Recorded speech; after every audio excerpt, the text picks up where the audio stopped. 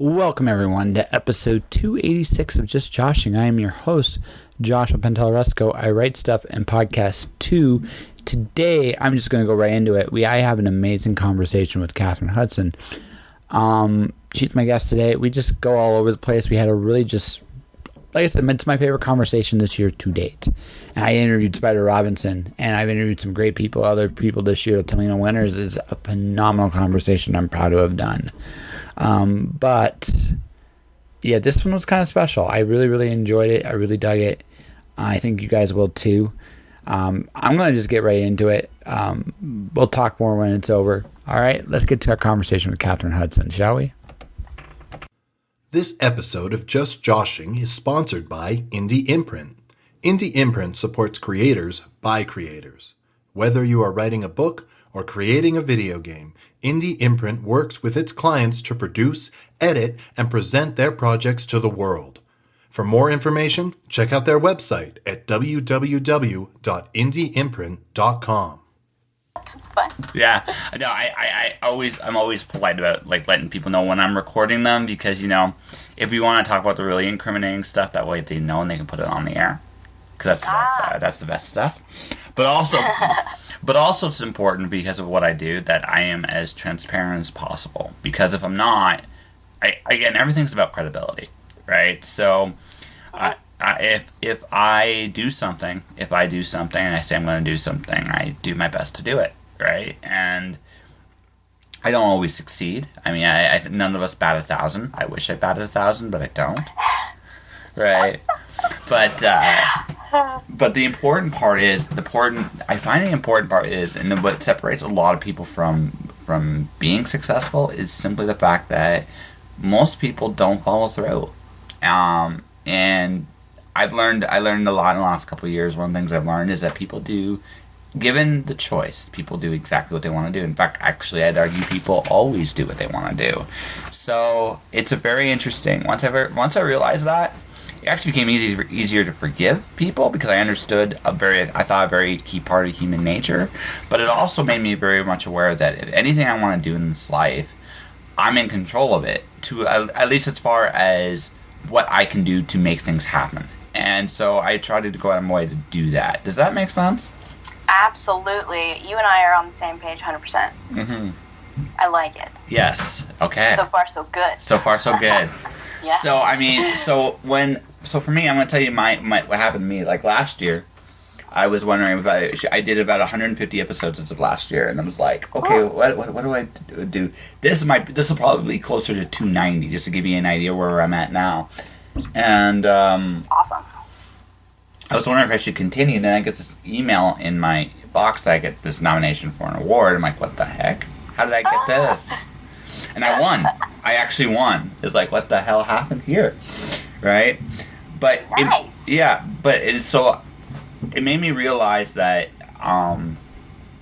the big thing about success that a lot of people don't really realize until you actually get it is it doesn't really like you don't do anything different to get success.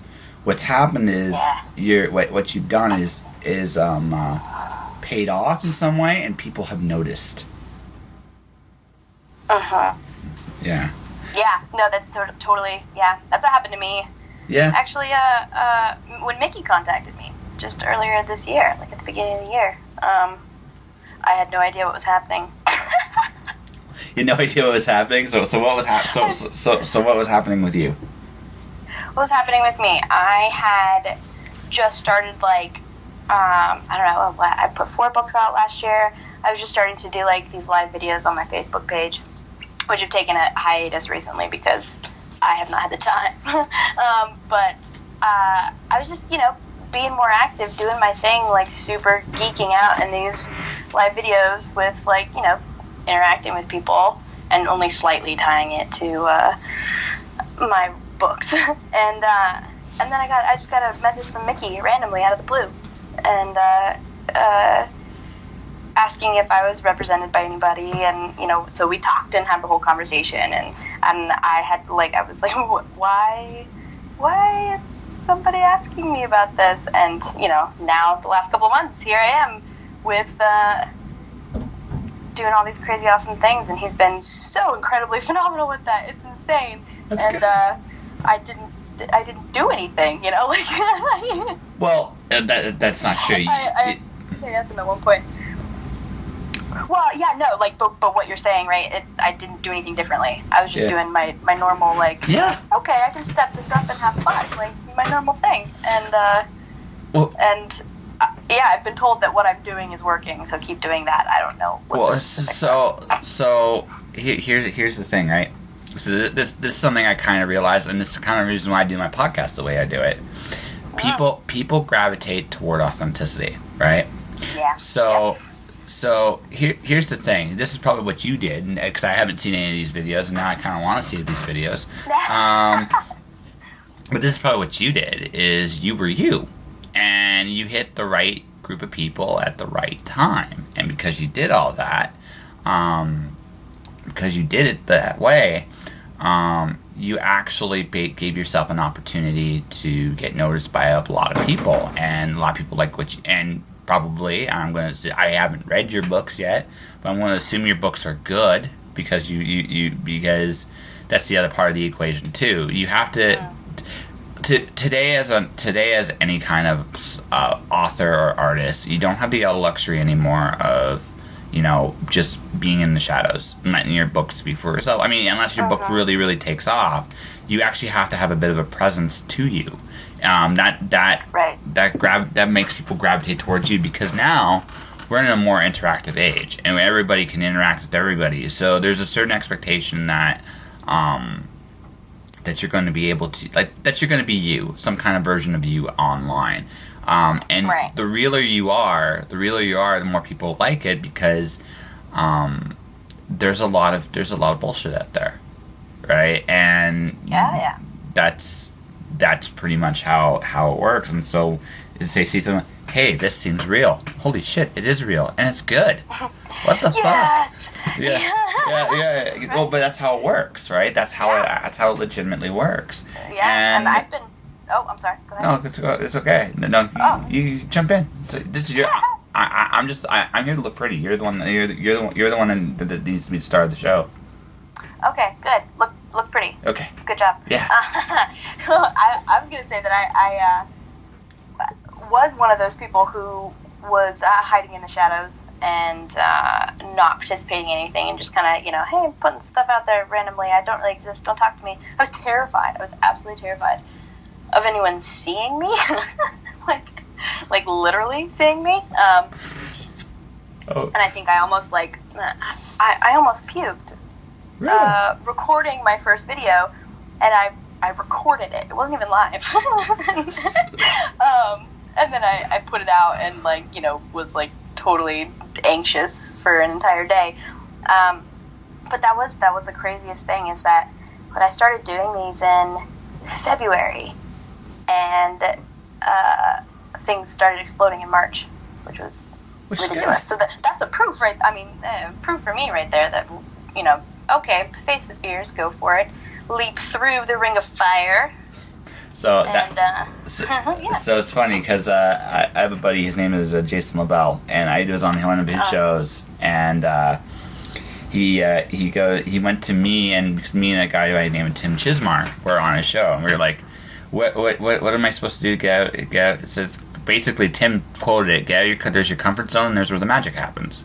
And one of the things I'm doing myself is I'm doing a big move in a few months. I'm heading out to BC because well, it's a comfort zone thing. Like when you I can't I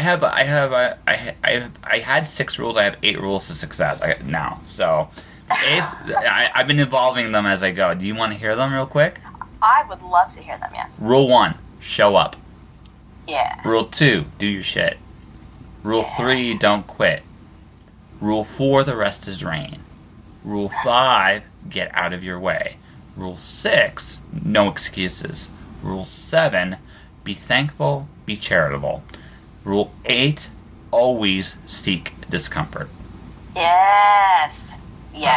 Right. Those are awesome. Yeah, I recently have totally gotten on the train with always seeking the discomfort part, because anytime, I mean, it's been like the last 2 years probably, that I have felt that, like, oh my God, can I actually do this? I don't know, I'm terrified.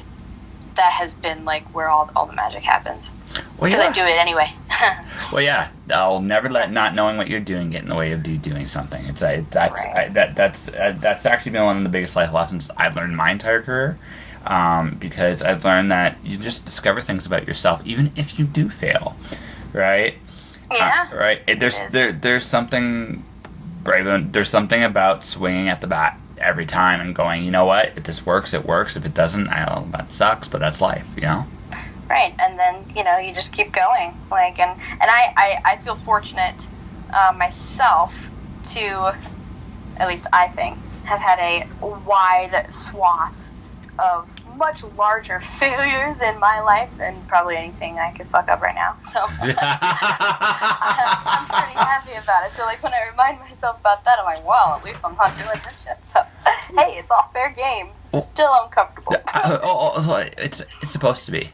It's supposed to be uncomfortable, I think. But, I mean, it's good. It's good to have those kind of epic failures in your background, because it doesn't terrify you to the point where you freeze. Exactly. Yeah. Yeah.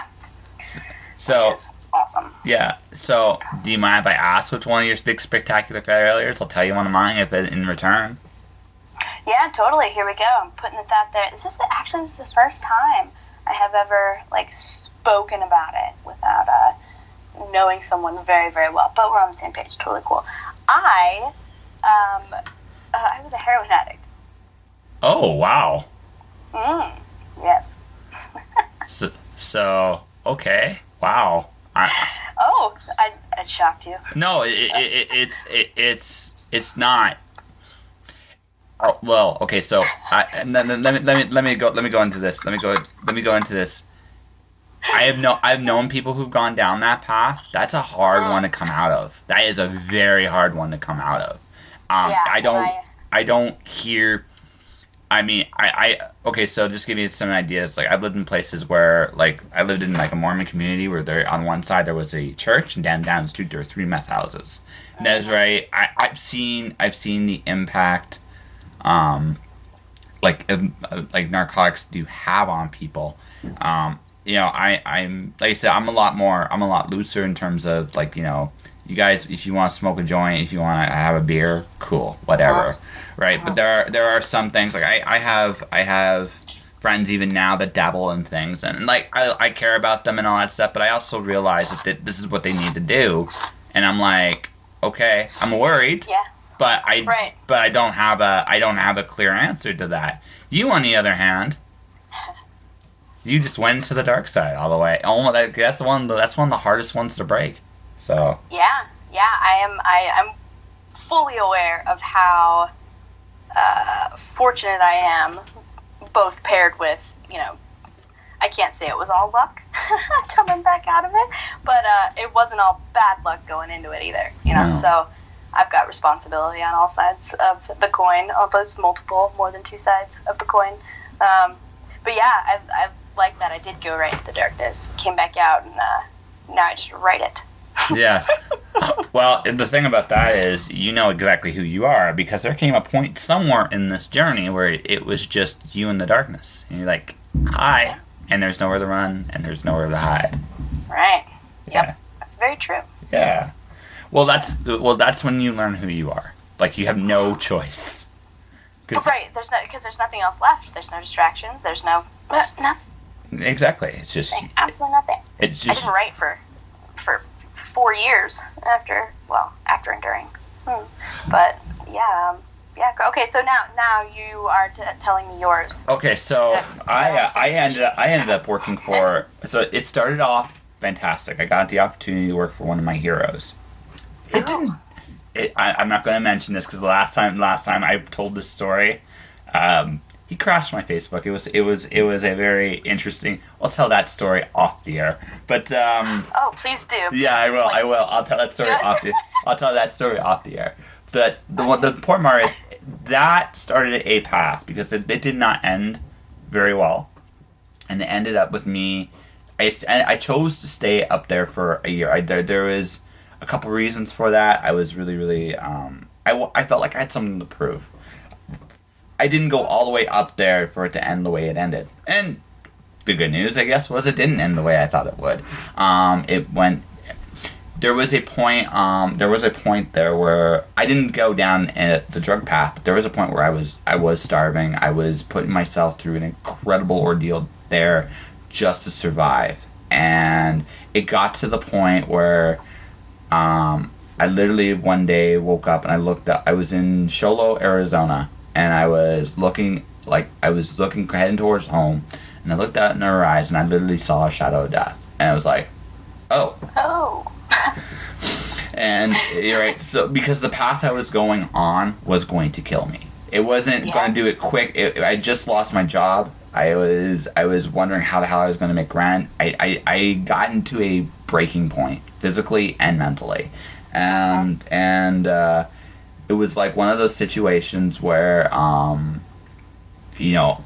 couldn't run anymore. I couldn't hide, and so it was like, well, what are you gonna do? What do you want to do? And the thing about that I think a lot of people don't realize, at least this was that way for me, was that question of do you wish to live or do you wish to die? And that was the question I was asked, right? Yeah. It's not an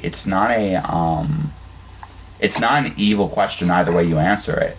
If you just no, it's just one of those situations where the universe is just going to you, God, whatever you believe in, is going to you, going, this is where you're going. Do you want to go there? Because we'll let you go. We'll let you go. Yeah.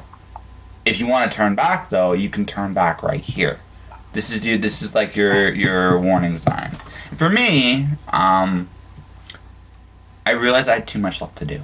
There's just so much I could do. It was like I passed in my head. There's actually, and I think I'm going to get to this actually. There's a scene in my head where I'm literally at a convention, and I'm having a lineup of people wanting my autograph for my books or for things I'm doing, and I actually could see that there. It's like, this is a possibility.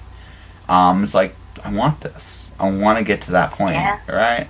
And I've been working towards it ever since. So there you go. There's mine.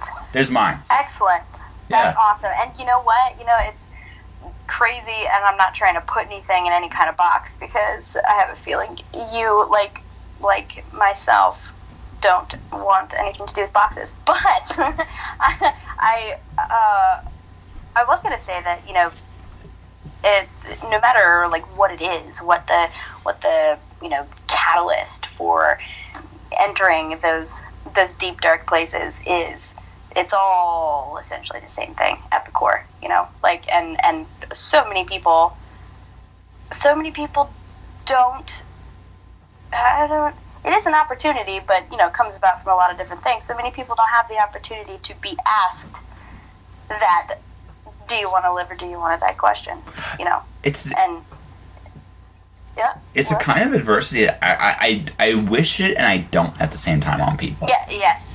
Never wish it on anyone, but holy cow, there's no better learning experience or teacher.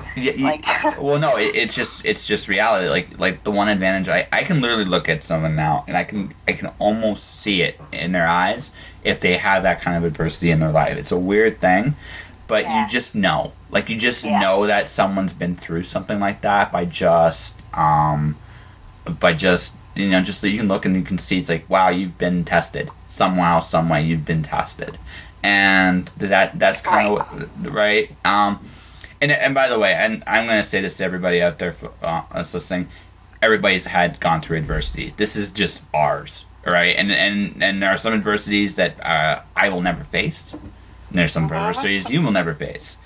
But I mean, it's just one of those situations where you realize that, like, it's a big character shaping moment for me, because it made me realize that really not much in this life matters. And that's the other thing too. It's just like, I don't need the house. I don't need the car. I don't need, there's a lot of things you just really don't need. And you realize this, it's like there's a freedom, because money education. And I don't know if you figured this out or not. I figured out that now I approach when I go for things, unless I really love those things, i.e. comic books. I love comic books. That's just me. Yeah. Right. But unless I really love it, the big question I ask myself is it an asset or is it a liability? And I look at like, will this cost me more than it will benefit me? Right. And right. For example, I look at buying a house. Buying a house out here is expensive, and going to BC it's going to be even more expensive. Now there are situations that I would buy a house, no problem.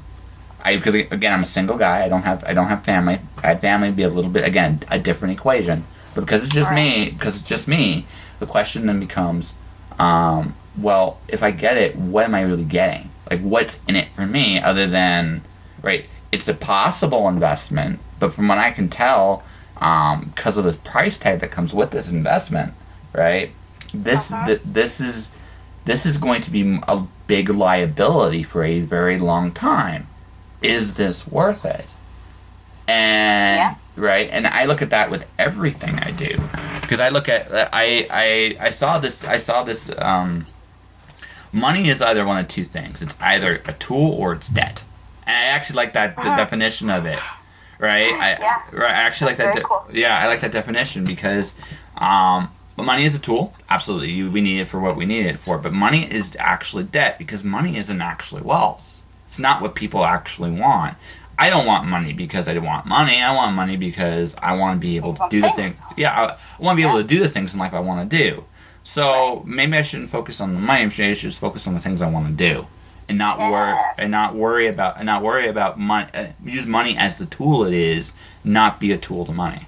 Does that make sense? Right. Absolutely. And I would add on top of that, at least for me, at least what I've found is that the more fluid have allowed myself to be with money, like, okay, this is going to, like picking ways to spend it that may not necessarily be buying things, because I don't buy a lot of things, at least for myself. I have a 2-year-old, so like there's constantly buying things, but like, for the beyond the necessities of life, right? Yeah. I have become a lot more conscious about where I am putting my money, not so much in like a stickler mindset where like, oh, I just can't afford it, but like, what's the intention behind this and where this money is going, and what kind of person, organization, group, what have you, blah, blah, blah, is this going to and supporting. And it's like a interactive relationship, more or less, instead of just, cut and dry numbers, which I am awful at anyways. Math is not a thing I do. Math is not a thing you do? No, I have a calculator. So if you have a bunch of numbers on a board, you just erase them. Equation solved. Yeah, basically, or just tear down the board. Yeah. that's more like it. No, you just get very frustrated. It's like, screw you. And then you Yes. who put these numbers up? Yes. So that's right. So Catherine's mortal enemy, numbers. So is there any like particular number you hate, like fractions? Always. Yeah, always. Just numbers, like any number that is next to another number. Unless there's a dollar sign in front of it, and then it's in front of the decimal, and that's yours. Yeah. Okay. But yes, then it better not be like a negative dollar sign. Yeah. The weird things that happen. But Okay. I think I have some kind of like numerical dyslexia. There was one time that I was trying to call my car insurance company just to like talk to them, update something, and I kept dialing the wrong number exactly the same way. I switched like 2 numbers in the middle. And I called these people 3 times, and they were like, "Would you like to win a free trip to blah blah blah on this vacation?" And I started yelling at them, and I was like, "No, I'm just trying to talk to someone about my insurance. Can you cut it out?" And then I hung up and realized that I called them 3 times, and I switched the numbers. It was a completely wrong number, and so I had to calm myself down and try again. So was it a good vacation package? I don't like numbers. No, I see that. But was it at least a good vacation? I was so frustrated that I wasn't even willing to listen. I was like, no, I want to talk to my agent, please. No, don't sell me this. Like, yeah. Well, they had no idea what I was going on about.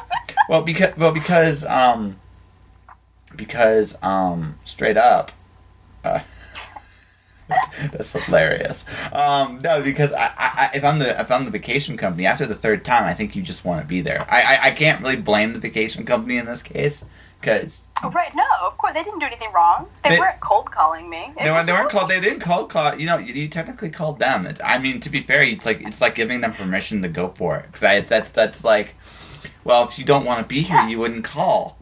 Even if it was an accident. 3 times. Yeah, three times. I mean, the odds of that, I mean, all due respect. I mean, it's just, at that point, I think I can't blame them. They're not the guilty ones. And that's usually weird, because usually they are the guilty ones. But this time... I know.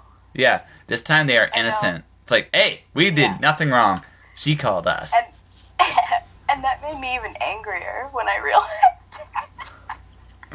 See now I want to come. I have the supervillain concept in my head of this very, very, very free spirited woman that just hates numbers.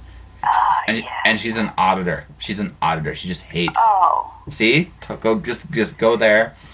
Go down this gonna dark. Mess up so many lives. Yeah, exactly. Just you audit people because you just have an irrational hatred of the numbers, and you know, especially if they're red. If they're red, you really don't like them. So, you know, that's it. It would be like this terrifying thing. You know, Kathrin Hutson, auditor nightmare. Exactly. You know, I don't know.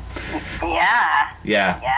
I have a weird. That's a great way to like get in and like undo the system, like all the system. That's right. That way. That's right. So whereabouts are? Do you mind if I ask you this? I'm not actually sure. I know you're in the Eastern Time Zone somewhere, but whereabouts are you? I am in Vermont. Oh wow! Okay. Yeah. Okay. Yeah. Yeah, I can see why you want to fight the power at this point, considering what's going on out there. What? Why I'm in a what? I didn't hear that. What'd you say? I can see why you want to fight the power, considering what's going on down there. I mean, you know, just kind of everywhere, right? Well, it's true. Actually, you know what? It's very true. I mean, no matter where you are, we live in a very interesting time, because I feel like, on the one hand, I think a lot of people miss this because we've become very comfortable creatures even on the internet. Right? All right. We go to the exact same places. We do the exact same things. And in all fairness, some of this is understandable. YouTube is a weird rabbit hole, and it's easy to get sucked down. Right? But the honest truth is, I mean, the internet's a huge place, and a lot of people just don't go beyond their comfort zones, even there. And if you look, you see there's amazing things going on in the world today. Like, lots of really cool ideas, a lot of really cool, like, concepts are being explored, tested, because we have this ability. Like, me and you are talking. I'm in Calgary, Alberta. You're in Vermont, and we're having a regular conversation, which is damn cool. Right? It's just, yeah, right? It's a damn cool thing.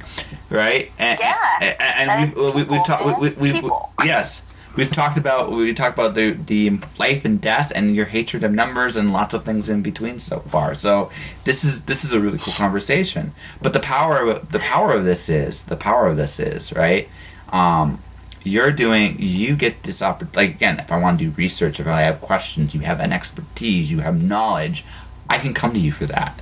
And you can come to me for my expertise and my knowledge. And we have this ability now to share with everybody. But on the flip side, if you look around what's going on, it seems as though everybody is afraid to talk to everybody now. They're like it's the comfort zone of, I can be in this giant bubble by myself and I don't need anybody. And that's not healthy either, because as a species we need connection. So, and I feel like going on today, you see these big giant systems that look scary and terrifying, and most of us just want to be left the fuck alone. But we gotta deal with these. We gotta deal with these weird and wonderful, like, cartoon characters that look like world leaders. But I think, honestly, you know, some of it is like, I actually consider Trump to be a cartoon character on Twitter. I find that's probably the closest thing to the truth about him, right? And it works. Palatable. Well, it's not even palatable. It just you know, He's a fictional character that came to life. And then once you understand that, it's like, I understand what's going on here. I don't have to play the game. And so I don't, right? So, but that's what I think is going on, is worldwide we have these weird games within games. We have people who are desperate and poor, and because there's a lot of injustice going on in like these big giant systems going on, and people are lashing out on the one hand. On the other hand, you look around, there's a lot of cool magic going on in terms of, you know, possibilities of what can we do to solve our problems. And I think right, and I think we can go either way. And I think a lot of people miss the magic going on in the world right now. Right, dude. It's the same. It has the potential to be, and I think it is, a worldwide. Do you want to live or do you want to die? Yes. Right. Like, but it does. You know, like, what are you going to focus on? And it's okay, whatever you choose to focus on. That's your choice. You choose it. But, like, you're just presenting this option because we've gone down this path so far. So, yeah. You know, you choose life. I choose life. Yeah. Well, at this point, yeah, because, you know, you just want to go on living. Life is a wonderful, wonderful journey. And I kind of want to see where I want to get my ass taken out involuntarily. It's like, you got to go. Like, I don't want to go, but you got to go because there's other things you got to do. And I'm like, okay, fine.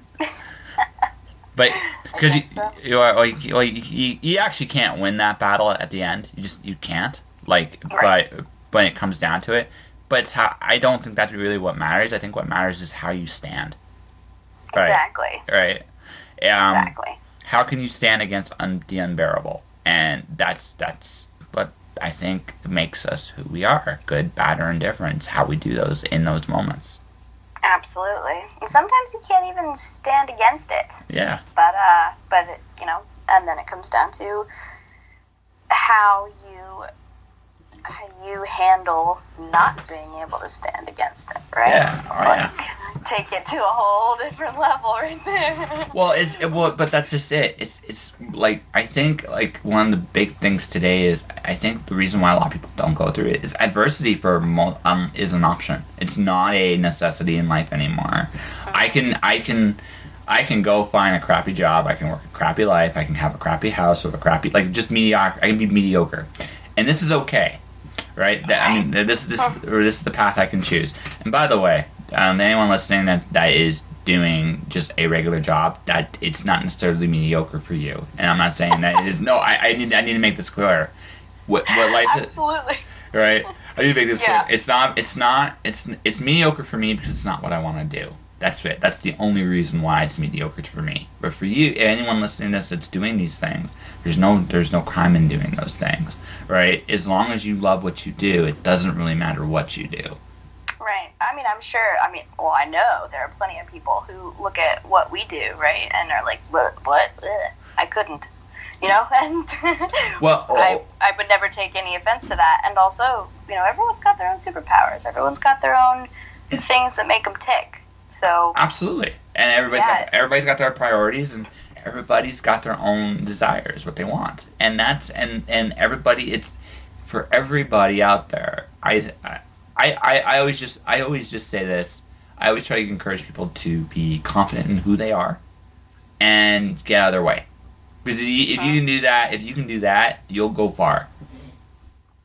Yeah, it's true. I mean, like, you know, 98% of the time, it's just us holding ourselves back. Yeah. You know, like, I feel like so many more people in the world would be doing what they love, like, on a regular, consistent basis, hopefully making money from it, if that's what they wanted to do, or sustaining, you know, something in those terms, not having to deal with their version of mediocre. If people knew how easy it was, once you get past the super hard to pass gate of giving yourself permission to do it. That's the hardest part.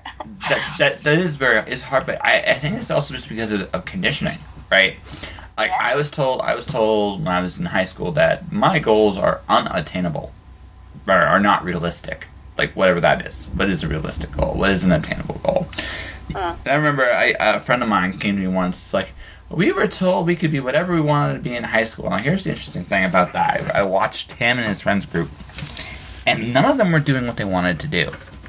And they were upset that they were told they could be whoever they wanted to be. It's like, and then I told them, you are all conditioned the exact same way. He goes, what do you mean? You were told this, but they also imbued a secondary thing that I think you don't realize. He goes, what's that? They said you can have all those things if you're good enough. Right? And that's the thing is that implies you have to fulfill this standard. Right. But when you don't know what it is, it's scary to try it. Well, that's that. There's no absolutely. But I actually I threw a question at him. It's like, what is good? Right. That's it. What is good? I mean, the wonderful thing about the word good is it's up for grabs. Like that, for everybody, that's a different thing. So if you think you're good enough, then you're good enough. And if you think you're not, well, then you're not. There's nothing anyone can tell you. It's funny. If you want to do something, no one can stop you. If you don't want to do it, no one can make you. You literally, for most people, their limitation is literally in their own head. Exactly. Yeah. Exactly. So. And that's the fun place to explore. Fun retrospectively. Yeah, it's not fun when you're going through it. It's not fun when you're going through it. But it's fun. It's fun on the other end. It's fun when you come to that realization, like what is good. Like once you realize that, you're free. Right? Oh yeah. Right. And then I mean, it's definitely very easy to fall back into the conditioning or into the just self-doubt, and I catch myself doing it all the time. Fortunately, I have had enough practice cutting that out. Have surrounded myself with people who are there with me to remind me of the fact that I have been free. I am free. I will be. And I like to think that I do that for them. I hope so. But it's not a one and done kind of deal, right? Where you make a decision and just, hey, you're golden, you're good to go. Enlightenment has been reached. Constant process of reminding and reimagining and, hey, changing your mind, right? Well, and it's okay to change your mind too. Like I said, right now, like personally, this move to BC, I'm nervous about because I've been comfortable and I realized I was comfortable and I need to change that. Ergo, I'm changing it, right? But there's that part of me in my head. It's like, are you really sure things are going really, really well? And you kind of got what you want. Here, it's like, yeah, but and this is my internal monologue. It's like, yeah, but I've gone as far as I can here, and I can't go any farther because the only way I go any further would be on my day job would be to move up into management, which I think would be a very slow and painful death for me, and alcohol would be involved because it's the only way to punish me in that place is to actually promote me. That's why I don't seek promotion because it's like that feels like a punishment. Doesn't feel like a reward. So it's like no. I somehow feel like that in particular clicks well with you. Like, so much. No, yeah, I am specifically remembering multiple times that I turned down the same offer. Yeah. for promotion for that reason. Yeah, because it hurts. You can see how much that would actually hurt considering what you see around you. You're like, oh my god, no. It's like this is you could not pay me enough to do this. No. Oh no, you could pay me enough, but it'd be enough though that in a year I'd be gone. So it's, well, yeah. I can be bribed short term. It can be done. I'm not. I am an honest enough man to admit that I am a little bit of a whore, but I'm okay with this, right? Right. As long as it's what's good for you. Exactly. No. I'm okay. See, I can acknowledge my own stuff here. I'm just like, this is the truth. I can acknowledge that this is the truth. In return, though, I have to be really, really real. It's like I couldn't do this long term, and based on what I'm seeing is this is a long-term commitment and I can't do it. Right? Yeah. So I don't do it. I let other people who seem to want to suffer do it. That's it. It's like, why would you? It's like why? It's like this feels like like honestly, your job feels like a punishment. I said that to one boss. And you got the promotion, right? No. He understood oddly. It was just like, oh. Well, because I told him it's like I'm chasing my dreams. I told him it's like I'm chasing my dreams, and I feel like this job would get in the way of that if I went that long into it. One, but two, I said honestly, I see what you deal with. I couldn't. I couldn't. I think I'd snap, and I'm only seeing the bottom half of the sandwich. I haven't seen the top half of the sandwich, but I think right. The bottom half drives me nuts. The top half would probably I would literally go to their houses, and I don't know if that's actually a good thing, but that's just the way it is, right? And so all right, so I've hit my ceiling, and but again, it's cushy and it's comfortable. Right, and as comfortable you. But the thing is, that's a danger sign to me, and I realize that. Totally. Yeah, right. Yep. Because I could stay, and then eventually, given enough time, I'd stagnate, and I'd rather not do that. I'd rather go and get my ass kicked again, because again, I'm not afraid of that. I'm not afraid of that anymore. I'd rather go do something different and get up. And the other thing too, I think, is like. And I'm sure you're at this point too, doing what you're doing, like by what I do, you acquire new skills because it's just that's part of life. That's part of life level up, and because I figured out how to make money on my podcast. So yes. So when you get to that point, I'm like, wait, I've built an audience and I figured out how to capitalize on it. And not in a way that takes advantage of my audience either. So it's like, so I've done that, and it's like that's a skill that I think a lot of people would want.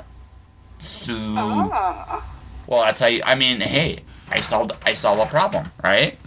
Yeah. So. Oh yeah. So why not go for it and see where it takes me? Excellent. Yeah. And then when you get there and see where it takes you, you'll still be there. Yeah, or something, or something, or at least I'll be somewhere. Or I'll be somewhere. At the very least, I'll find a different mountain I need to climb, which I think is actually good. Again, healthy. Right, and I mean, gosh, I know so well that I set out to climb one mountain and it gets, it blows up as a volcano, or gets knocked off the face of the earth, or you just, get set in front of a different one. That wasn't even your plan to begin with, right? Not you specifically. I'm talking about all the. That's myself. I think that's everybody. Yeah. I didn't ask for the road. I actually did. Like, here's the thing. Like, I just wanted to write books. Right. Yeah. That's it. That's all I wanted. I just want to write books, man. That's all I wanted. I want to make this nice and easy.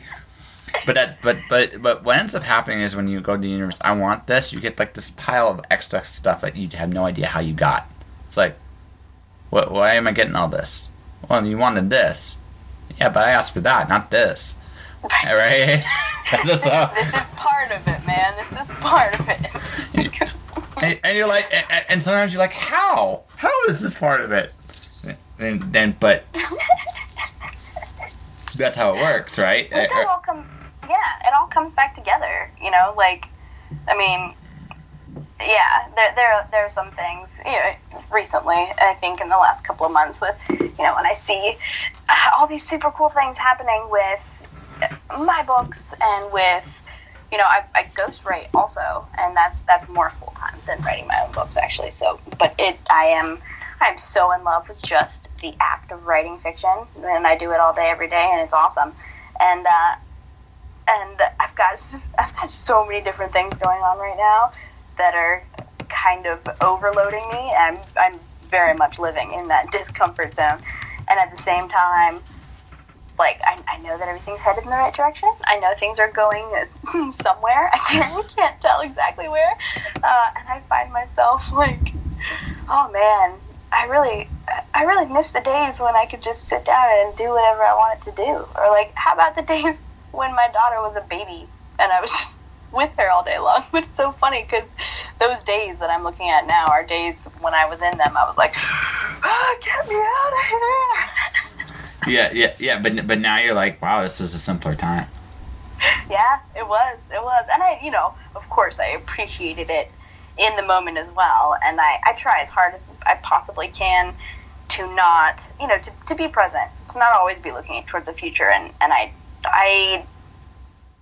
don't really anymore. I used to a lot. I have changed my circumstances since then, but, I try always to be grateful for where I am, even if it's, like, seriously insane, and not to hope for anything.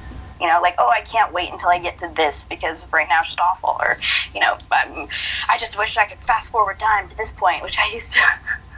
I used to live in the constant state of that. Fast forward time, I don't care about all this living nonsense. Just get me to the point that I want to be at. That'd be cool. Get me to my favorite point in the story, not the build up to it.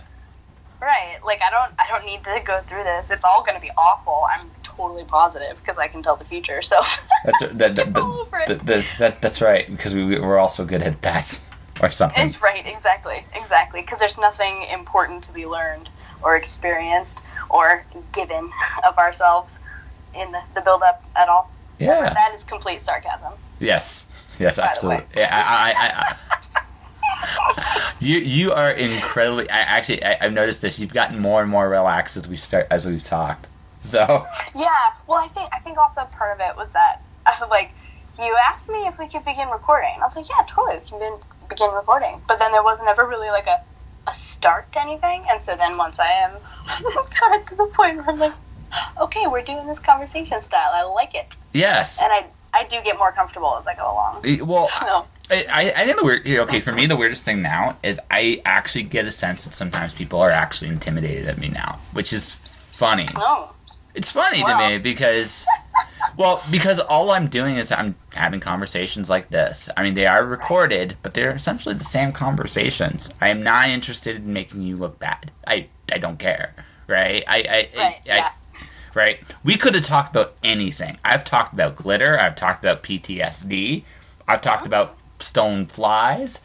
It really doesn't matter to me. I'm really,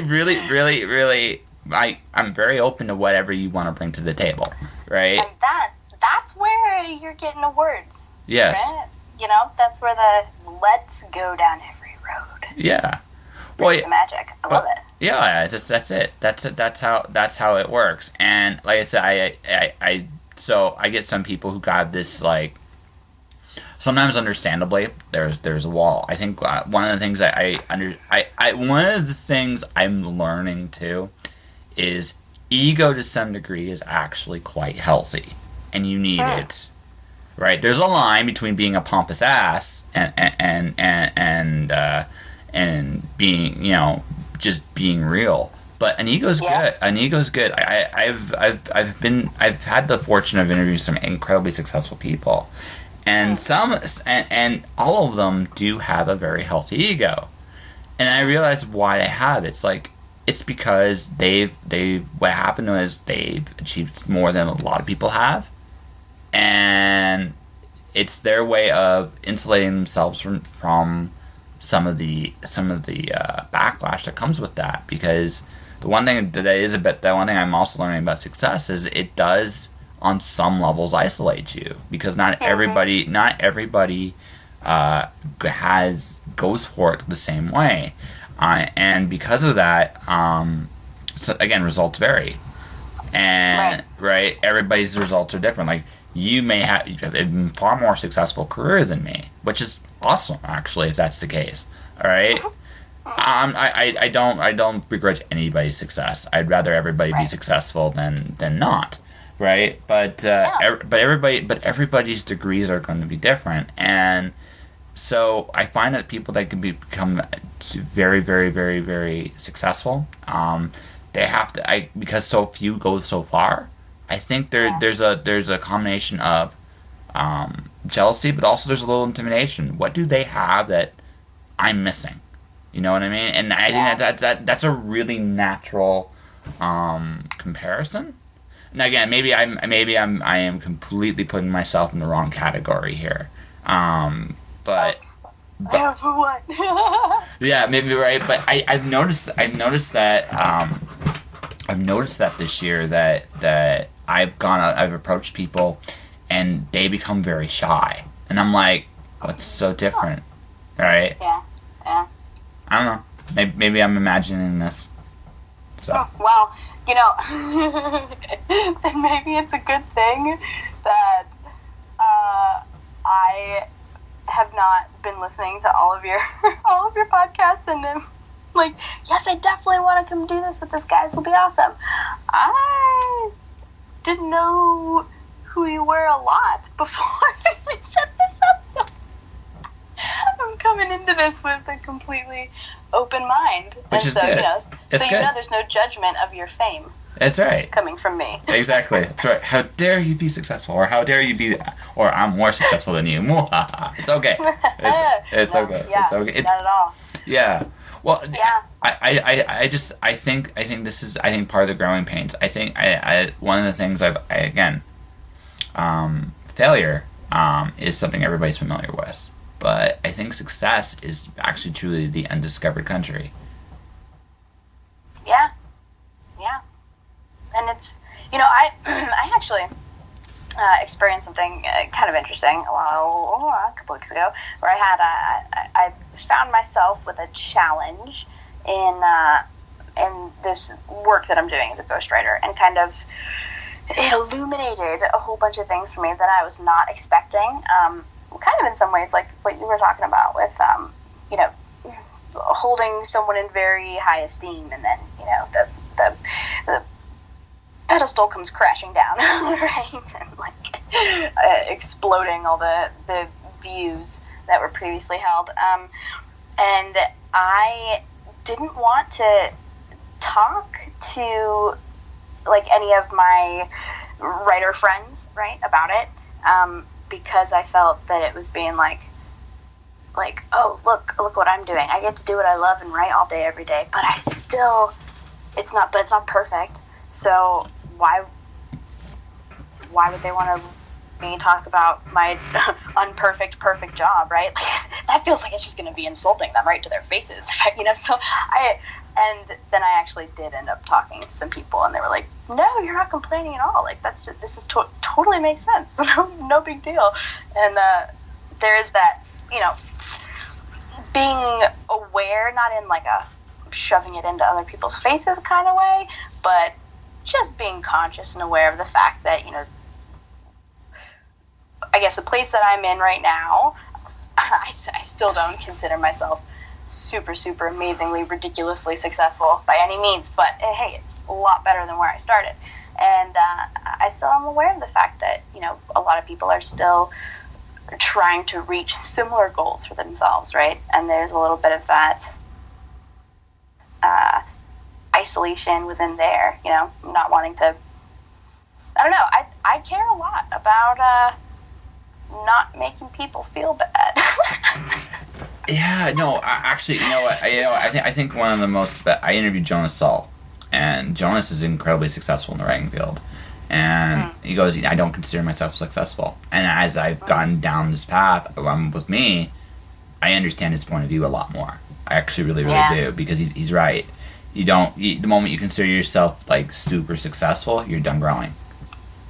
Oh yeah, same thing. The minute you think you know everything about a thing, that's when you know that you are starting at the beginning all over again. Yes. you got a lot to learn if you think you know it all. Kind of oxymoronic, but hey. Well, no, I've said this. I think this is where we're going to end the official part of the interview. We'll keep talking afterwards a little bit, but when I started, I was afraid of being small, and then as I got older, I realized I am far smaller than I ever thought I was, and and I'm discovering every day that I'm even smaller, and I'm okay with this. The difference is now is, I understand. It's just, the world is just far bigger and far more wonderful than I could ever truly imagine it to be. and I'm okay that I am a very tiny part of it, and tinier every day. Yeah. I feel like I started in the opposite place. Afraid of being big. You're afraid of being big. Yeah, totally. That's such a great and interesting realization to make here. And not that I'm saying I am the biggest thing, but allowing myself to be bigger than I am afraid to be. Right? Yeah. I see. So I wish you the best of luck in becoming what you want to become. I hope it goes completely the way... I actually know. I hope it goes better than you imagine it to be. Why, thank you. Yeah. So sounds good. I think we have an interview here. What do you think? That sounds good. Yeah. Okay, so why don't you plug your latest book and how people can find you? Yes, my latest book is Sleepwater Beat. That's book 1 in the Blue Helix series, and this is LGBT dystopian sci-fi, my first sci-fi venture. It became an international bestseller recently, which was awesome, and won a sci-fi finalist award in the International Book Awards this year, 2019, which is very cool. So that can be found, everything's always on my website. That's KathrinHutsonFiction.com. And then the book is available across the board in paperback and ebooks, Amazon, Barnes & Noble, Kobo, Apple, kind of just whatever suits your fancy. Alrighty. And Twitter, Instagram? Yeah, Twitter is Exquisitely Dark. That's me. And Instagram, Kathrin Hutson Fiction. Same thing with Facebook, Kathrin Hutson Fiction. Yeah, that's it, right? Those are all the things. Yeah, those are all of the things. All right. Yeah. And that was my conversation with Kat Hutson. It speaks for itself. I really enjoyed this. I think you guys did too. I hope you guys did. I want to thank Kat for coming on my show. It was amazing. You're welcome anytime. Beyond that, that'll do it. There's really not much more to say other than for giveaways this week, Unquiet Shadow by Your Lead Band.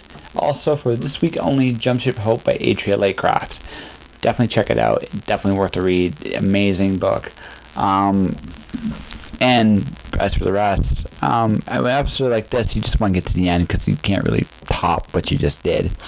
So, if you want to support the podcast, you can do so in a number of different ways. You can first, my sponsor, Indie Imprint, you can definitely check them out. They help people with their doing video games, books, and everything in between. They are an amazing company. They help me out, and they help others as well. My podcast is on iTunes, Google Play, Spotify, and Podomatic. You can subscribe any of those places. Click a link, share it. That'd be great. My YouTube channel is Josh Penteloresco. My Twitter, Instagram is @jpenteloresco. Also, my books, The Watcher, Stormdancer, Wandering God, are available through MirrorWolfPublishing.com. Stay tuned for The Cloud Diver coming soon. Stay tuned for L0 coming soon.